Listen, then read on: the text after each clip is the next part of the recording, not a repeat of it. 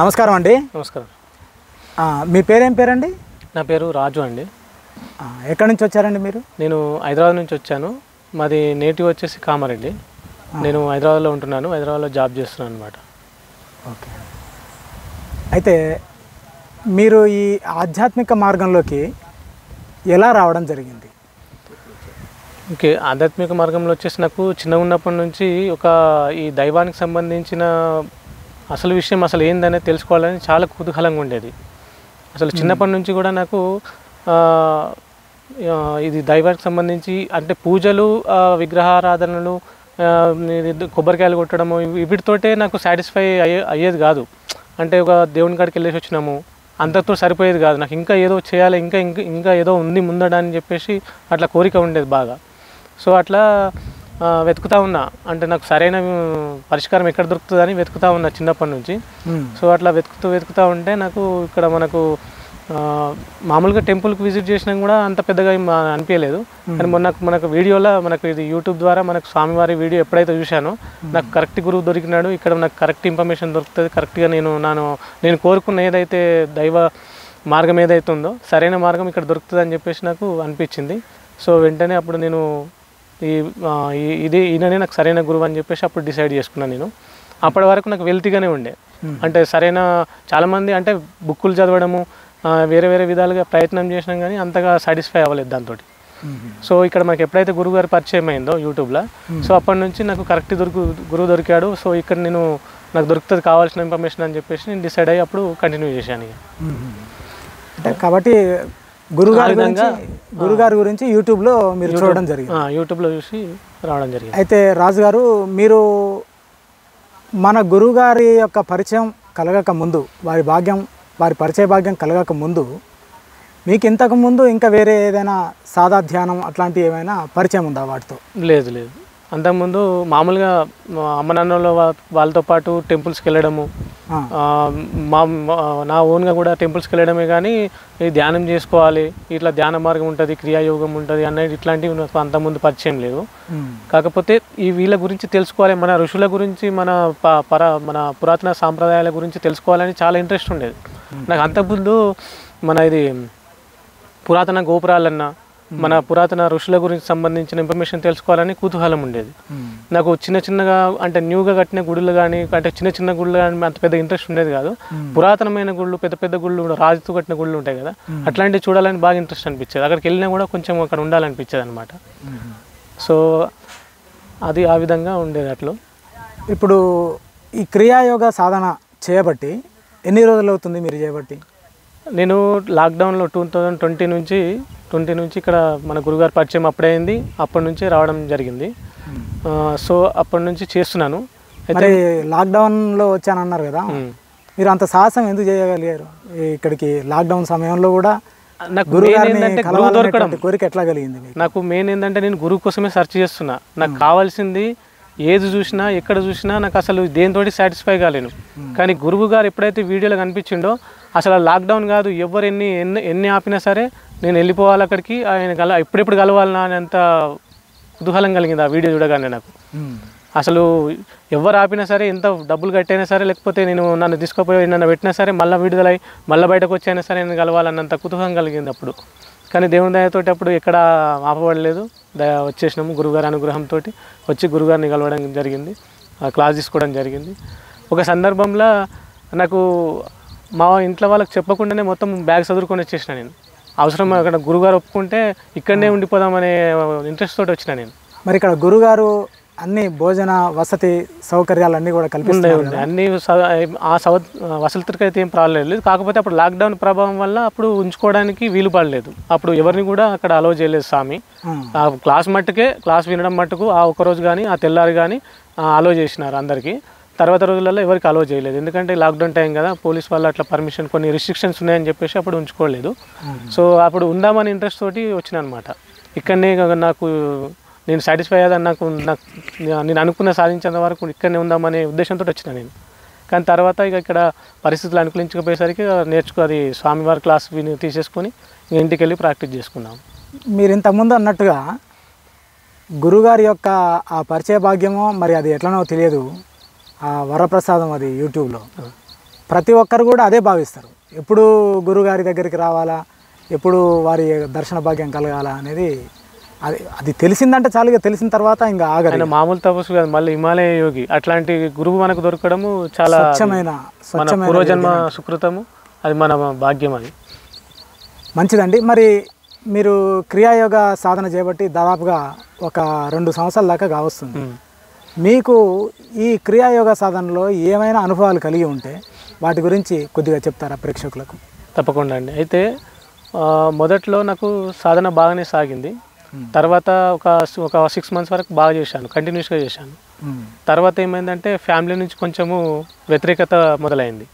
ఏంటంటే ఇది చేయడం వల్ల ఏంటంటే మనము ఇంతకుముందు ఎట్లా ఉన్నాము అనేది చేయడం స్టార్ట్ చేసిన తర్వాత కంపల్సరీగా మార్పు స్టార్ట్ అవుతుంది.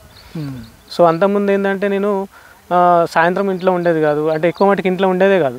అంటే ఏదో వచ్చినమ్మా ఇంట్లో నుంచి రెడీ అయ్యేసి డ్యూటీకి వెళ్ళిపోయినాం అన్నట్టు ఉంటుండే, బయటనే ఎక్కువ తిరిగేది. తర్వాత ఇది ఎప్పుడైతే చేయడం స్టార్ట్ చేసినామో మనకు అసలు బయట విషయాలు అవసరం లేదనిపించింది. అప్పుడు స్టార్ట్ చేసిన సాధన ఎప్పుడైతే స్టార్ట్ చేసామో అసలు బయట విషయాలు అసలు రుచింపట్లేదు. ఇంకా ఇప్పుడు సాయంత్రం అయితే ఫ్రెండ్స్ తోటి బయటకు వెళ్ళడము, తాగడము, తినడం అట్లాంటి ఉంటాయి కదా అంతకుముందు. సో అట్లాంటివి ఉండేటివి. కానీ ఎప్పుడైతే దీంట్లోకి వచ్చానో సో అవన్నీ నాకు అసలు ఆటోమేటిక్గా దూరం అయిపోయినాయి. నాకు అసలు తినాలని తాగాలని అసలు ఇంట్రెస్ట్ లేవు. ఇప్పుడు 2 years నుంచి మానేసిన, ఇప్పటి వరకు ఇంకా వాటి జోలికి వెళ్ళట్లేదు. సో వీటి వల్ల ఏమైందంటే 6 months మా వాళ్ళు అంత బలవంతంగా వాళ్ళు ఆబ్జెక్షన్ చేస్తున్నా కూడా నేను కంటిన్యూ చేశాను. అంటే ఈ ఇది ధ్యానం చేయడం ఇవన్నీ స్టార్ట్ చేశాను. ఇంకా సైలెంట్ అయిపోయేసరికి వాళ్ళు కొంచెం భయపడిపోయినారు. అంటే ఇతను ఏమవుతున్నాడో, అంటే మమ్మల్ని కాదని ఎక్కడన్నా వెళ్ళిపోతాడా లేకపోతే ఏమైపోతాడా అని చెప్పేసి కొంచెం భయపడడం స్టార్ట్ చేశారు. వాళ్ళు స్టార్ట్ చేసేసరికి ఏం కాదు, నేను వెళ్ళిపోయేటైతే మిమ్మల్ని ఇప్పటికే వదిలిపెట్టి వెళ్ళిపోయేటోని, నేను వెళ్ళిపోను, మీతో పాటు ఉండే నేను చేసుకుంటా అంటే వాళ్ళు కొంచెం అగ్రీ అవ్వలేదు. తర్వాత కొంచెం డిస్టర్బెన్స్ అయ్యి కొంచెం గ్యాప్ ఇవ్వాల్సి వచ్చింది. సో కానీ చేసిన రోజులు మాత్రము చాలా బాగున్నది. ఇప్పటికి కూడా ఇంకా చాలా చేయాలని ఉంది, కానీ ఫ్యామిలీ నుంచి కొంచెం వ్యతిరేకత ఉన్నది. ఇంకా అది సహజమేనండి. గురుగారు కూడా అదే చెప్తుంటారు, ముందు ఒకరం మొదలు పెడితే ఆ తర్వాత క్రమక్రమంగా వాళ్ళు కూడా రావడం అనేది జరుగుతుంటుంది. మొత్తానికైతే మీకు సహకారం అయితే ఇంట్లో నుంచి సహకారం అయితే ఉంది కదా క్రియాయోగ సాధనకి? ఇప్పుడు కొంచెం ఇప్పుడు కొంచెం ఒప్పుకుంటున్నారు. ఫస్ట్లో చాలా వ్యతిరేకత వచ్చింది. క్రమంగా వాళ్ళు కూడా ఈ మార్గంలోకి వస్తారులేండి. చేసుకుంటున్నాను. గురుగారి యొక్క ఆయన యొక్క లక్ష్యమైనటువంటి ప్రతి ఇల్లు క్రియాయోగ కుటుంబం కావాలనేది, బ్రహ్మజ్ఞాన భారత్ కావాలనేది గురుగారి యొక్క లక్ష్యం. ఆ లక్ష్యంలో భాగంగా అందరం కూడా అట్లా రావాలని కోరుకుందాం.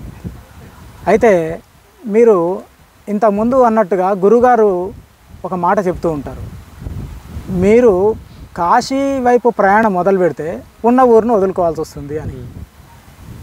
అంటే ఇక్కడ దాని అర్థం ఏంటిదంటే సమాజానికి మనం దూరం అవుతాం, భగవంతుడికి దగ్గర అవుతాం అని చెప్పి గురుగారు అంటూ ఉంటారు. అట్లాగే మీ జీవితంలో కూడా అదే జరిగింది అని నాకు అనిపిస్తుంది. ఎందుకంటే మీరు అన్నారు కదా, మొత్తం నాకు ఏది ఎటువైపు వెళ్ళాలనిపించలేదు, బయట విషయాలు రుచించలేదు, ఎప్పుడూ నాకు క్రియాయోగంలోనే ఉండాలని మీరు అన్నారు కదా. మా అమ్మ నాన్న వాళ్ళు సాయంత్రం కాగానే ఇప్పుడు ఫ్రెండ్స్ అందరూ బయట తిరుగుతూ ఉంటారు, నువ్వేంద్ర ఇంట్లో కూర్చుంటున్నావు బయటకు వెళ్ళట్లేదు అని చెప్పేసి వాళ్ళు కూడా ఇప్పుడు ఎట్లా ఉందంటే అమ్మ నాన్న వాళ్ళు కూడా అందరితో పాటు కలిసి తిని తాగి తిరిగితేనే అది వాళ్ళందరూ యాక్టివ్లో ఉన్నట్టు, సమాజంలో వాళ్ళు ఒక బాగుపడినట్టుగా ఫీల్ అవుతున్నారు. ఇప్పుడు తల్లిదండ్రులు ఇంట్లో కూర్చుండి ఏదో బుక్కులు చదివో ఏదో ఏదైనా మంచి ఇన్ఫర్మేషన్ ధ్యానం చేసుకుంటూ కూర్చుంటే ఇప్పుడు తల్లిదండ్రులకు కూడా ఒక విధంగా వాళ్ళు అంటే ప్రస్తుత పరిస్థితులు చూసి వాళ్ళు కూడా అది అగ్రి చేసుకోవట్లేదు. వాళ్ళు అందరి పిల్లల్లాగా తిరగడము సాయంత్రం కాగానే ఇంకా ఎక్కడెక్కడో వెళ్ళేసి వస్తేనే వీళ్ళు వర్క్లో ఉన్నారు, ఏదో పనిలో ఉన్నారు అనే ఫీలింగ్లో ఉన్నారు తల్లిదండ్రులు. కానీ అది కరెక్ట్ పద్ధతి కాదు. అక్కడ తెలుసుకోవాల్సింది ఏమి ఉండదు, డబ్బు వృధా, హెల్త్ ఖరాబు, అన్నీ వేస్ట్. ఈనాటి యువతకు మీరు చాలా మంచి సందేశం ఇచ్చారండి. ఎందుకంటే సర్వస్వం భగవంతుడే, ముందు గురుగారు తర్వాత భగవంతుడు. ఎందుకంటే గురువారు మనకు ప్రత్యక్ష, గురువు లేని మనం ముందుకెళ్ళలేం కదా. కాబట్టి ఈనాటి యువతకి మీరు ఇచ్చేటువంటి సందేశం ఏంటంటే వచ్చి అందరూ కూడా క్రియాయోగ సాధన నేర్చుకుంటే ప్రతి ఇల్లు కూడా ఆధ్యాత్మిక నిలయంగా మార్చాలని మీరు సందేశం ఇస్తున్నారు. మంచిదండి. అలాగే మరి ఈ క్రియాయోగ సాధనలో కొన్ని ముద్రలు ఉంటాయి కదా, అవును సార్. మహాముద్ర అని, జ్యోతి ముద్ర అని. అవును సార్. వీటిల్లో ఏ ముద్ర మీకు ఎక్కువగా నచ్చింది? ఏ ముద్ర ఎక్కువగా చేయగలుగుతారు మీరు? అందులో కలిగినటువంటి అనుభవాలు ఏంటివి? ఆ ముద్ర వేస్తున్నప్పుడు మీకు కలిగినటువంటి అనుభవాలు ఏంటివి?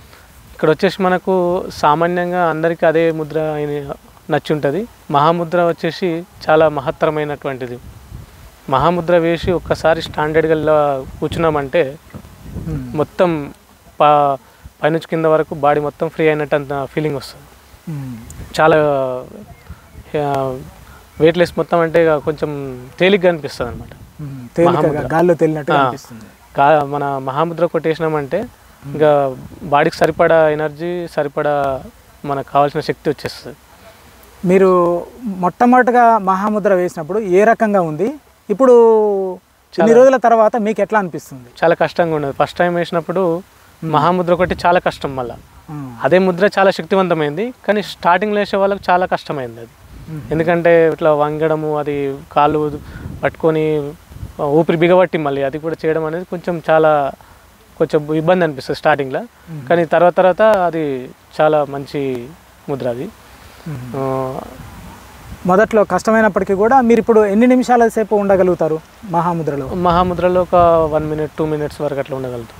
గురుగారు ఏమంటారంటే మహాముద్ర వేసేటప్పుడు గాఢమైనటువంటి అంధకారంలోకి వెళ్తామని చెప్పారంటారు కదా, అట్లా మీకు ఏమైనా అనుభవాలు కలిగినాయా? అయింది. మొత్తం అసలు చాలా శూన్యంలోకి వెళ్ళిపోతాం.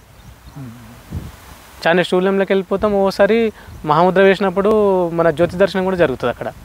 జ్యోతి దర్శనం కూడా అయిందంటారు అక్కడ. మహాముద్రలో జ్యోతి దర్శనం కూడా జరుగుతుంది. ఇంకా ఆధ్యాత్మిక పరమైనటువంటి ఏమైనా భావనలు ఏమైనా కలిగినాయా మీకు మహాముద్ర వేసేటప్పుడు? ఇంకా సో అంతకుముందటి కంటే తర్వాత బాడీ తేలికైంది. శరీరం అంటే ఒళ్ళు నొప్పులు, చిన్నదానికి అలసిపోవడాలు అట్లాంటివి ఏం లేవు. సో ఆరోగ్యం అయితే చాలా చక్కబడింది. అంతకుముందు కొంచెం ఏదైనా డిఫరెంట్ వాటర్ తాగినా, లేకపోతే డిఫరెంట్ ప్లేసెస్కి వెళ్ళినా తొందరగా జలుబులు రావడం అట్లాంటివి జరిగేది. కానీ ఎప్పుడైతే ఇది మనము క్రియాయోగం కంటిన్యూ చేసామో అప్పుడు నేను ట్రై చేసిన ఆల్రెడీ. అంటే నేను ఇది నిజంగా పనిచేస్తుందా లేదని చెప్పేసి మామూలుగా చెరువు దగ్గరికి వెళ్ళి చెరువు నీళ్ళు తాగాను. చెరువు నీళ్ళు తాగి చూశాను. అప్పుడు ఎలాంటి జలుబు కానీ ఏం రాలేదు. మా ఊరు చెరువు ఉంటుంది. ఆ నీళ్ళు కొంచెం ఒక గ్లాసు తాగినా చాలు, వెంటనే ఒక 5 minutesలో సర్ది, జ్వరం అట్లాంటివి వచ్చేస్తాయి అనమాట. సో నేను తాగి చూసాను అట్లాంటిది, కానీ అట్లాంటిది ఏమి ఎఫెక్ట్ కనిపించలేదు. చాలా మంచి పాయింట్ చెప్పారండి మీరు. ఎందుకంటే ఇంతకు ముందు మామూలుగా మనం ఏ ఫిల్టర్ నీళ్ళో లేకపోతే మన ఇంట్లో ఉన్న నీళ్ళే తప్ప ఎక్కడికైనా బయటకు వెళ్తే ఆ నీళ్లు తాగాలంటే భయం వేసేది. అయితే ఎప్పుడైతే మనం ఈ క్రియాయోగ సాధన చేసామో మీరు బయట ఏ నీళ్లు తాగినా కూడా ఏం అనిపించట్లేదు. నాకు కూడా ఇది అనుభవంలోకి వచ్చింది. మీరు అదే అనుభవం చెప్పారు మీరు. అయితే ఇంకా మనకు ఈ మహాముద్ర తర్వాత చెప్పుకోదగ్గది జ్యోతిముద్ర. జ్యోతిముద్ర అంటారు. ఈ జ్యోతిముద్రలో మీకు ఏమైనా అనుభవాలు కలిగినాయా? జ్యోతిముద్ర వచ్చేసరికి జ్యోతిముద్ర కూడా ఒక విధంగా జ్యోతితో పాటు శూన్యంలోకి తీసుకెళ్తుంది. కొంచెం కామ్ డౌన్ అయిపోతాం. జ్యోతిముద్ర వేసి 3 సార్లు లాంగ్ బ్రీతింగ్ తీసుకొని వదిలిపెట్టిన తర్వాత, చేతులు వదిలిపెట్టిన తర్వాత జ్యోతి దర్శనంతో పాటు కంప్లీట్గా మైండ్ ఒక స్లోనెస్కి వచ్చేస్తుంది, థాట్లెస్ స్థితికి వచ్చేస్తుంది. అప్పుడు మంచి ధ్యానం కుదురుతుందండి మనకు. ఇంకొక తర్వాత ఎంతసేపు ధ్యానంలో కూర్చున్నా ఇంకా అట్లనే కూర్చోాలనిపిస్తుంది. సో జ్యోతిముద్ర వల్ల జ్యోతితో పాటు అంటే జ్యోతి దర్శనం అయిందంటారా మీకు? జ్యోతిముద్రలో జ్యోతి దర్శనం కలిగిందా? అంటే కంప్లీట్ కావలేదు. ఇంకా అది మామూలుగా స్టార్లా అంటే సూర్యునిలాగా రావడం అయితే జరుగుతుంది. అట్లా వచ్చి నిలకడగా ఉంటుందా లేకపోతే మళ్ళీ ఏమైనా? ఉంటుంది, కొద్దిసేపు ఉంటుంది, ఎక్కువసేపు ఉంటుంది, కొద్దిసేపు ఉంటుంది. అంటే సాధనలో కూడా కొంచెం గ్యాప్ వచ్చింది, దానివల్ల కూడా ఇంకా నేను అక్కడ వరకు రీచ్ అవ్వలేకపోయాను. అట్లా. మరి తర్వాత ధ్యాన స్థితిలో మీరు ఎంతసేపు ఉండగలుగుతున్నారో, ధ్యానంలో మీకు కలిగినటువంటి అనుభవాలు ఏమైనా ఉన్నాయా? ఉంటే మా ప్రేక్షకులతో పంచుకుంటారని ఆశిస్తూ ఉన్నాను. మొదట ఒక 1/2 అవర్కే చాలా కాళ్ళ నొప్పులు అవి వచ్చేసేది. ఇప్పుడు 1 గంటన్నర వరకు కూర్చోగలుగుతున్నాను. 1 గంటన్నర వరకు కూర్చోగలుగుతాను. ఇంకా అది అనుభవాలు వచ్చేసి ఇది నా ధ్వని నాదము వచ్చేసింది. ఘంటానాదం ఒకటి అండ్ డమరుకు నాదం అక్కడ వరకు వచ్చారు. చాలా చక్కటి అనుభవాలు మీకు కలిగినాయండి. ఎందుకంటే ఇప్పటికీ కూడా 2-3 సంవత్సరాలుగా చేస్తూ ఉన్నా కూడా ఒక 20 నిమిషాలు అర్ధగంట కన్నా ఎక్కువ కూర్చోలేని వాళ్ళు కూడా ఉన్నారు.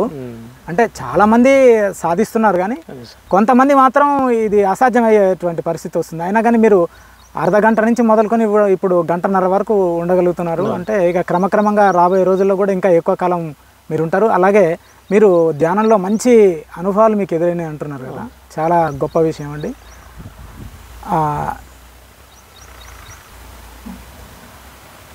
ఇప్పుడు మీతో పాటు ఎవరెవరమైతే మనం ఇప్పుడు ఈ క్రియాయోగ ధ్యానంలోకి వచ్చినామో మనమందరం గురువుగారికి రుణపడి ఉంటాం, గురు పరంపరకి రుణపడి ఉంటాం, ఆ విశ్వ గురు పరంపరకి మనం రుణపడి ఉంటాం. ఇంత చక్కటి గురువుగారిని మనకు అందించినందుకు నిజంగా మీతో పాటు అందరం కూడా భగవంతుడు ఉన్నాడు అని అనిపిస్తుంది. అయితే ఈ గొప్ప విద్య అయినటువంటి క్రియాయోగం మీరు నేర్చుకున్న తర్వాత మీకు ఇప్పుడు సమాజానికి, నేటి యువతకు కానివ్వండి, కురు వృద్ధులకు కానివ్వండి, మధ్య వయస్కుల వాళ్ళకు కానివ్వండి, మీరు ఏ రకమైనటువంటి సందేశాన్ని ఇవ్వదలుచుకున్నారు? నేను చెప్పేది ఏంటంటే క్రియాయోగం అనేది ప్రతి ఒక్కరు చేయాలండి. పిల్లల కాడికి పడితే పెద్దల వరకు, వృద్ధులైనా సరే చిన్నపిల్లలైనా సరే, క్రియాయోగం అనేది ఇది ఒక జీవన విధానం. ఇది ఏదో గంట 2 గంటలు చేసో లేకపోతే కొంతమంది చేయాలనేది కాదు. కొన్ని మతాల వాళ్ళు చేయాలి, లేకపోతే కొంతమంది సంబంధించింది కాదు. ఇది ఎవరికి సంబంధించింది కాదు. ఇది ఒక సనాతనమైనటువంటి, ఒక పురాతనమైనటువంటి ఒక యోగ విద్య. ఇది జీవన విధానం. జీవన విధానం అని చెప్పాలి. అసలు ఒక విద్య కాదు, జీవన విధానం ఇది జీవన విధానంలో దీన్ని కంటిన్యూషన్ చేస్తే ప్రతి ఒక్కరి లైఫ్ ప్రశాంతతతో పాటు ఆరోగ్యంగా, అన్ని విధాలుగా ఆరోగ్యకరంగా ఉంటారు. అయితే ఇప్పుడు నేటి యువత మామూలుగా ఎక్కువసేపు చేయాలేమో, 2 గంటలు 3 గంటలు అట్లా అని అనుకుంటున్నారు. ఎంతసేపు అయినా చేయొచ్చండి. మీరు ఏ రకంగా వాళ్ళ చదువుల్లో కూడా కొంత నిమగ్నమై ఉంటుంది కాబట్టి యువత ఉదయం 1 గంటన్నర, సాయంత్రం 1 గంటన్నర చేసినా సరిపోతుందంటారా? మీ అనుభవం మీకు ఎట్లా అనిపిస్తుంది? వాళ్ళ శక్తిని బట్టి అండి. ఇప్పుడు శక్తిని బట్టి పొద్దున 1 గంట, సాయంత్రం 1 గంట, లేదు అంటే పర్టికులర్ టైంలలో కుదరలేదంటే ఎప్పుడే కుదురుతుందో అప్పుడే చేసుకోవచ్చు. దీనికి మార్నింగ్, సాయంత్రం గురువు గారు చెప్పే టైం అనేది చాలా ఇంపార్టెంట్, చాలా మహత్తరమైన టైం అది. అది 4 to 6 మధ్యలో కానీ, సాయంత్రం ఎప్పుడైనా 6 తర్వాత ఎప్పుడైనా చేసుకోవచ్చు. సో ఇవి చాలా ముఖ్యమైన మహాత్ములు తిరిగే టైం అని అంటారు గురువుగారు. సో ఆ టైంలో చేసుకోవడం మంచిది. కాకపోతే ఇప్పుడు ప్రజెంట్ ఉన్న ఈ ఫాస్ట్ లైఫ్, ఈ జాబులు కానీ, ఈ చదువుకునే టైంలు కానీ సెట్ కానప్పుడు మనకి ఎప్పుడైతే దొరుకుతుందో అప్పుడు చేసుకోవడం కూడా మంచిది. పర్టికులర్ టైంలోనే చేయాలని లేదు, మిగతా టైంలలో కూడా చేసుకోవచ్చు ఖాళీ కడుపుతోటి. సో చేసుకోవడం చాలా ఉత్తమం. అందరు చేయాలి, అందరు చేసుకోవచ్చు. దీంట్లో ఎటువంటి ప్రాబ్లమ్స్ లేవు. ఆహార నియమాలు పాటిస్తూ ఎవరైనా చేసుకోవచ్చు. మరి ఈ క్రియాయోగం మీకేమైనా, మీ వృత్తికి ఏమైనా ఆటంకంగా అనిపించిందా? క్రియాయోగానికి మీరు చేపట్టేటువంటి వృత్తికి ఏమైనా మీకు ఆటంకంగా అనిపించిందా? లేదండి, ఇంకా శక్తి పెరిగిందండి నాకు. ఇంకా అప్పటికంటే ఒకప్పుడు చీటికి మాటికి కోపాలు, అంటే ఎక్కువసేపు ఏది పని కూడా చేయకపోవడం కానీ, లేకపోతే తొందరగా కోపానికి వచ్చేది, తొందరగా అలసిపోయేది. సో క్రియాయోగంకి వచ్చిన తర్వాత మనకు ఇంకా శక్తి పెరిగింది. ఇంకా ఏదైనా సరే, ఎవరు ఏది మాట్లాడినా కొంచెము నిగ్రహించుకునే శక్తి కలిగింది. అండ్ మన ఆరోగ్యం కూడా, శరీరం కూడా శక్తివంతంగా తయారైంది. అంటే మీరు ఒక ప్రశాంత స్థితికి రావడం జరిగింది. మీరు చాలా చక్కటి విషయాలు చెప్పారండి. ముఖ్యంగా మీరు చెప్పినటువంటి విషయాలలో క్రియాయోగం అనేది అది ఒక యోగం అని కాకుండా మీరు ఏమన్నారంటే అదొక జీవన విధానం అన్నారు. చాలా గొప్ప విషయం ఇది. ఈనాటి యువత కానివ్వండి, వీడియో చూస్తున్న ప్రతి ఒక్కళ్ళు కానివ్వండి, ఈ జీవన విధానాన్ని, ఈ క్రియాయోగం అనే జీవన విధానాన్ని అలవరుచుకుంటే చాలా బాగుంటుందని మీరు ఈ వీడియో రూపంలో, ఇంటర్వ్యూ రూపంలో అందరికీ తెలియజేసినందుకు కృతజ్ఞతలండి.